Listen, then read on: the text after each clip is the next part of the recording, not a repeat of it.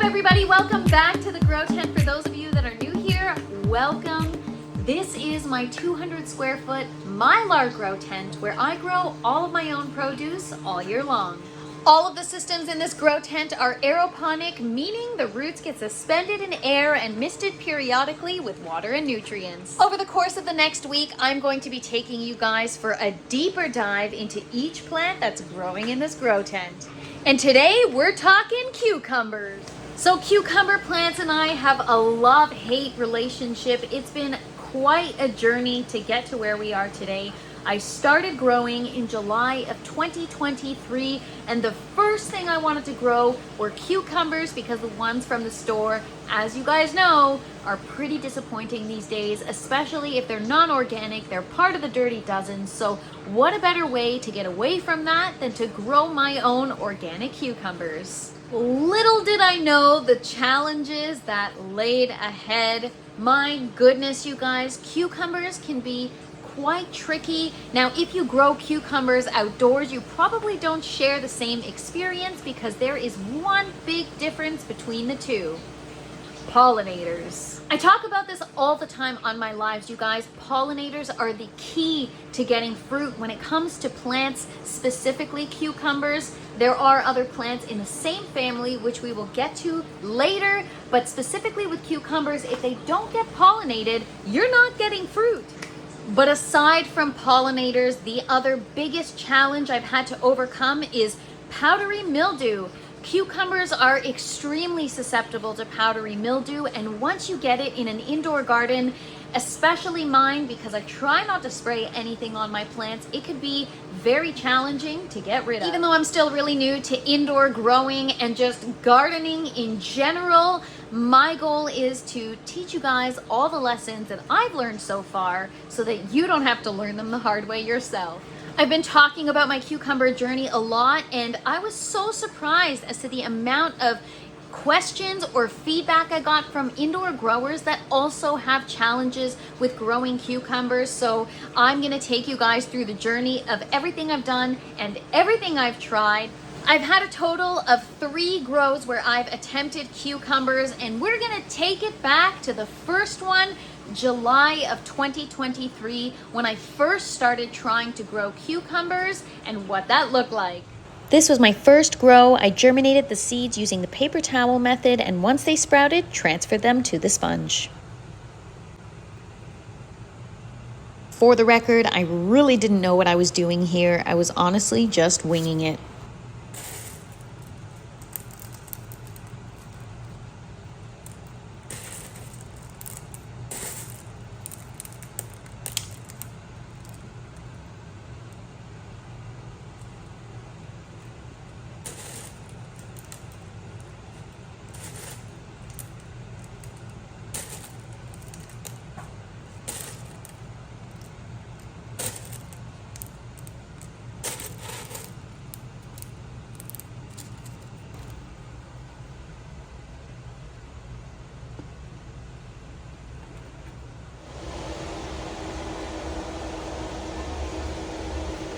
So right there, those were the first plants that I ever transferred into the bucket system, and already I see a big mistake. As you guys know, I use polyurethane sponges to germinate my seeds, but because I was so new, I let the seedling grow in the polyurethane sponge and left it in there in the net pot covered in hydroclay to grow my cucumbers. And after a short period of time, the sponge became so oversaturated, it harbored a lot of bacteria. We had algae growth, mold growth, all the recipes for disaster.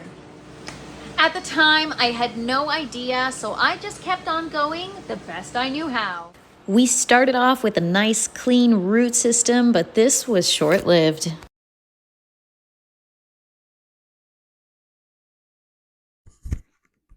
Despite being in the sponge, the cucumbers were still growing and still thriving, and as you can see, they had a really healthy root system, nice clean white roots. However, the plants were still really young. I wasn't introducing a lot of fertilizer, but I was missing a really crucial part, using hydrogen peroxide in my reservoir in very small amounts. I dilute the 29% hydrogen peroxide to 3%. The roots love that extra oxygen molecule. It helps keep them white and clean, and using it in small amounts can be very beneficial in your aeroponic system.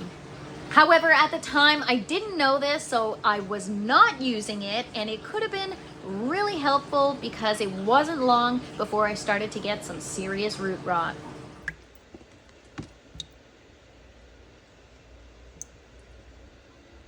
So the next thing I learned about quite quickly is the importance of calcium. You have to be very, very careful. So you don't want to introduce it too early to your plants, but at the same time, some plants require it in order to develop properly. I use the Cali Magic from General Hydroponics. What I noticed with my cucumbers early on is that the outer part of the leaves started getting yellow and the flowers started drying up after a very early point in their growth stage.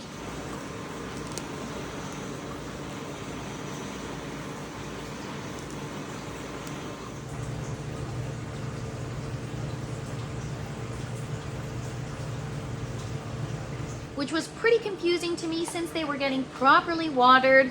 Fast forward to this grow and also my second grow, the same thing started to happen, but as soon as I introduced the right amount of CalMag, things started to improve. I also experienced another issue, which I'm starting to learn could be a lack of calcium or magnesium, but as you guys know, cucumbers require hand pollination. The male component and the female component are in completely separate flowers, meaning you have to take the pollen from the male flower and transfer it to the female flower, which is the one that the fruit is growing from, in order for the fruit to develop properly. If you miss this step, or if you don't pollinate properly, the fruit that is growing on the vine will begin to dry up and it won't produce.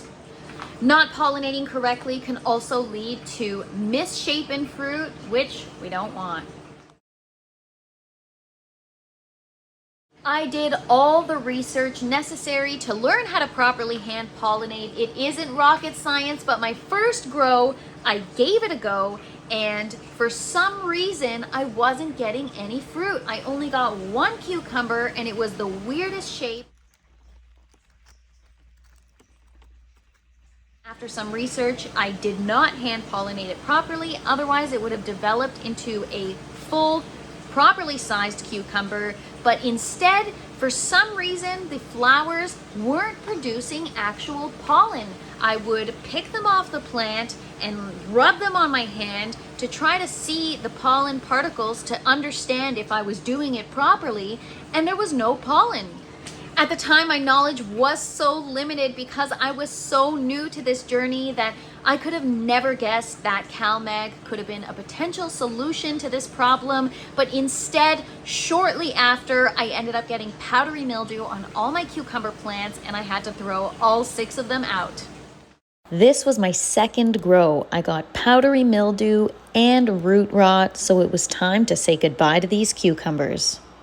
The only thing I did differently here from my first grow was to use the foam collars instead of the hydroclay. The goal is to keep things as natural as possible in the grow tent. I combated my PM with things like apple cider vinegar, and I also tried Pure Crop.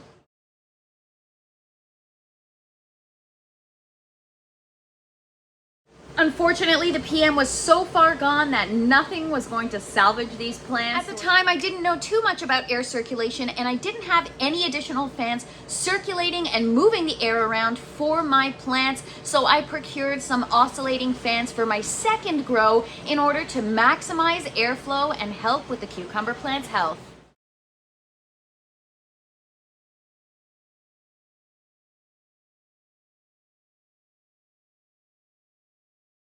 Now, by the time it was my second grow, even though I had learned all these lessons, clearly I hadn't learned them that well, because toward the end of the grow, I still had PM, and throughout the entire grow, I had no fruit to show for it because I didn't pollinate consistently.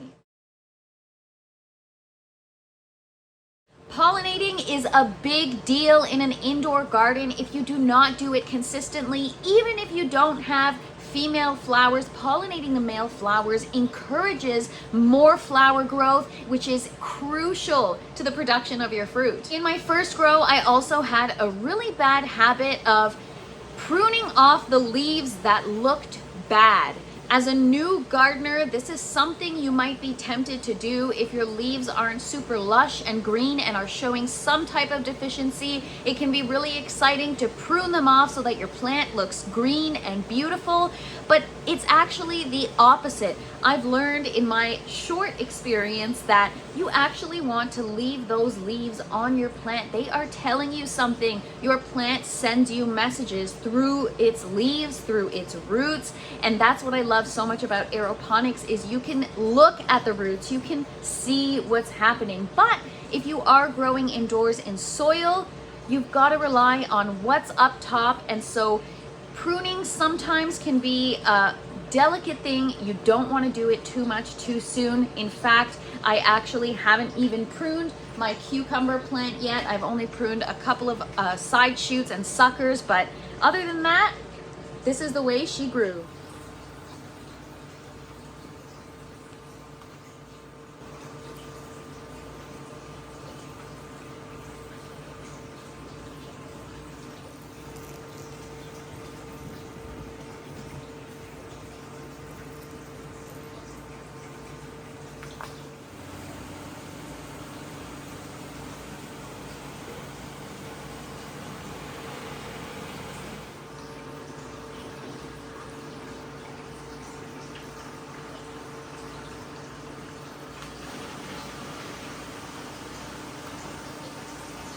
This last grow was my third grow, and I finally got things right. I finally consistently pollinated my cucumber flowers, and I got my first cucumber.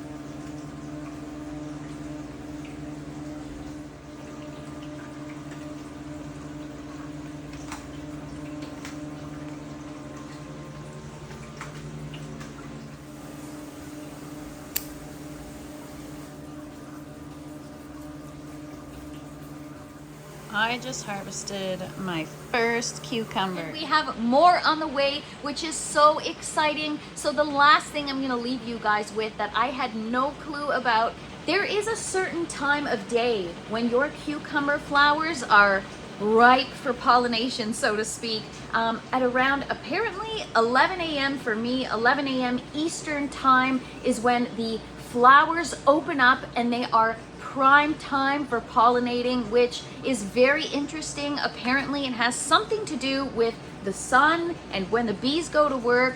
I will dive deeper into that and do a whole other video about it, but pollinating is key, and I'm really excited that I finally am able to do it consistently. Now, when it comes to hand pollination, there are so many different methods to try. I've tried an electric toothbrush.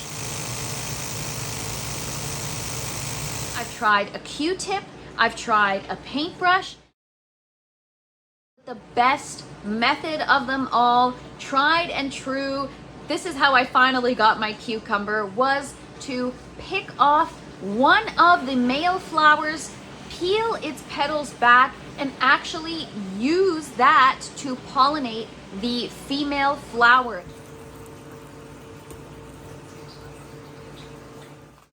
I picked off the male flower, peeled the petals back, and rubbed it inside the center of the female flower.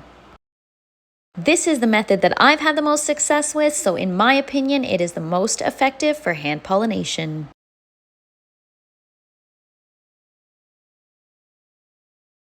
It's a direct delivery of pollen from one flower to the other, and you cannot go wrong with this method. It works very effectively. I've heard of a lot of people also freezing their male flowers in order to keep the pollen and preserve it, because sometimes the flower ratio can be off on your plant. However, I don't have this problem right now. I pollinate all of my flowers. Even if I only have male ones, this is supposed to stimulate growth of more flowers and just enhance the flowering state. This grow has been such an awesome experience because growing your own cucumbers from home is the best feeling, especially the flavor can't be compared. So I'm very excited to be able to share this information with you guys. And don't get me wrong, by no means am I trying to preach or act like I know what I'm talking about. I'm just sharing my experiences. I am a new gardener. I am very much learning, and a lot of it is just guesswork for me and trial and error. So I want to share that information. Hopefully this video helps you guys if you guys are into indoor gardening, aeroponics, or growing your own food, or just good vibes in general. Please don't forget to like, share, and subscribe. Thanks so much for watching, and as always, follow me to learn more.